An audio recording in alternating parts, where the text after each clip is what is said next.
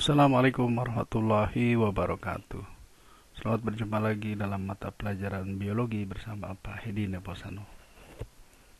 Kali ini kita akan membahas tentang plantae atau tumbuhan.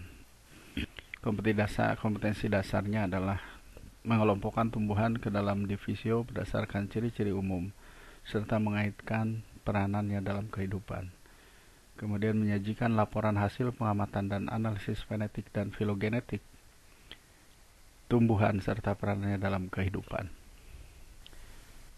Tumbuhan kita kenali dari ciri-cirinya, yaitu selnya berbentuk ekariotik, tergolong ekariotik. Kemudian tumbuhan adalah makhluk multiseluler, terdiri dari banyak sel. Kemudian karena dia memiliki klorofil dan dapat berfotosintesis, maka dia bersifat autotrof. Kemudian tumbuhan memiliki dinding sel yang tersusun atas selulosa dan memiliki organ akar, batang, dan daun. Itulah ciri tumbuhan. Tumbuhan digolongkan berdasarkan keberadaan pembuluh dan alat reproduksinya. Berdasarkan keberadaan pembuluh, maka ada tumbuhan yang disebut dengan Tracheophyta, tumbuhan yang tidak berpembuluh, dan Tracheophyta, tumbuhan berpembuluh. Anggota dari Tracheophyta adalah Bryophyta, Hepatophyta, Anthocerophyta. Sedangkan Tracheophyta atau Tracheophyta anggotanya adalah Cormophyta berspora, yaitu Lycophyta, Sphenophyta, dan Pteridophyta. Sedangkan Cormophyta berbiji atau Spermatophyta terdiri dari Gymnospermae dan Angiospermae, yaitu untuk Gymnospermae terdiri dari Cycadophyta, Ginkgophyta, Coniferophyta, dan Gnetophyta. Sedangkan Angiospermae atau disebut dengan Magnoliophyta nanti akan terdiri dari Magnoliopsida dan Liliopsida.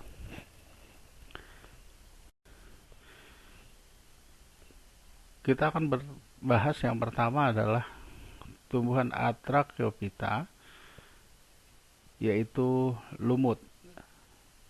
Selain Atrachyophyta, lumut juga tergolong kepada Talophyta, yaitu tumbuhan yang belum jelas keberadaan akar, batang, dan daunnya. Sedangkan paku dan seterusnya yang lainnya masuknya ke dalam Cormophyta, yaitu sudah jelas akar, batang, daunnya. Ciri dari lumut adalah belum bisa dibedakan antara akar, batang, dan daunnya yang tadi disebut dengan Talophyta.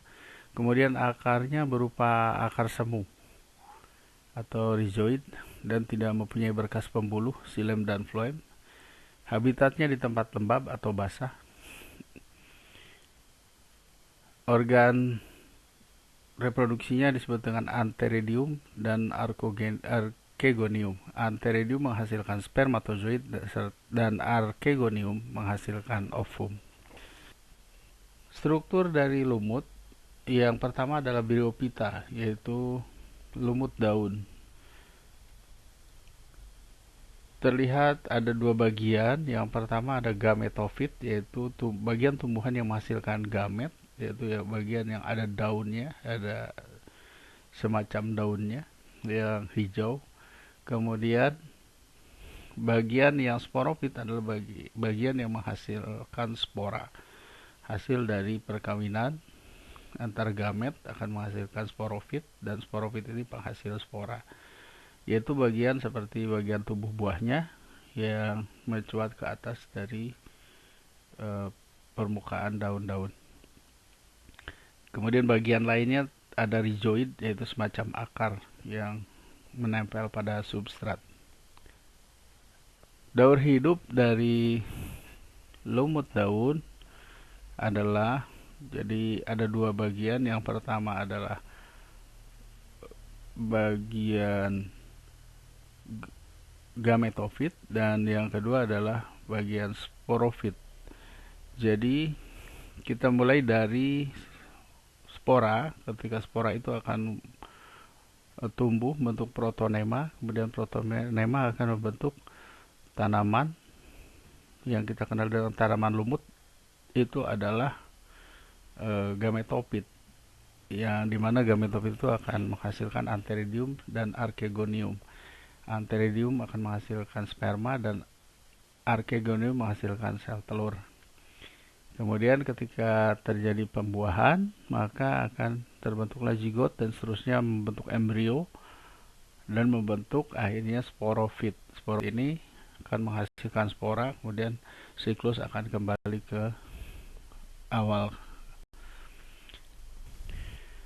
Yang kedua adalah lumut hati atau yang disebut dengan hepatopita. Lumut hati ini bentuknya seperti pada gambar,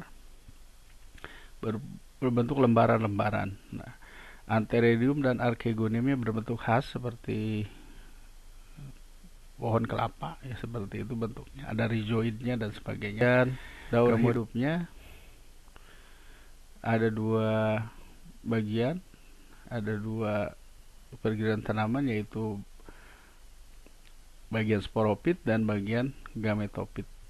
Sama seperti pada lumut daun. Jadi bagian gametofitnya akan menghasilkan antheridium dan archegonium. Archegonium menghasilkan sel telur, antheridium menghasilkan sel ovum. Kemudian akan membentuk zigot, akhirnya akan membentuk spora, dan spora ini kemudian akan menghasilkan gametofit baru. Yang ketiga adalah lumut tanduk atau Anthocerophyta. Di sini bedanya adalah sporofitnya berbentuk seperti tanduk. Jadi ada gametofit yang bentuknya seperti daun, dan sporofitnya berbentuk seperti tanduk. Ini adalah daur hidupnya sama. Yang pertama adalah spora akan membentuk protonema. Protonema akan membentuk tumbuhan lumut. Inilah yang disebut dengan gametofit. Kemudian akan menghasilkan antheridium dan archegonium. Kemudian antheridium dan archegonium akan menghasilkan nomor 3 itu tentunya sel sperma, dan nomor 4 itu adalah sel telur.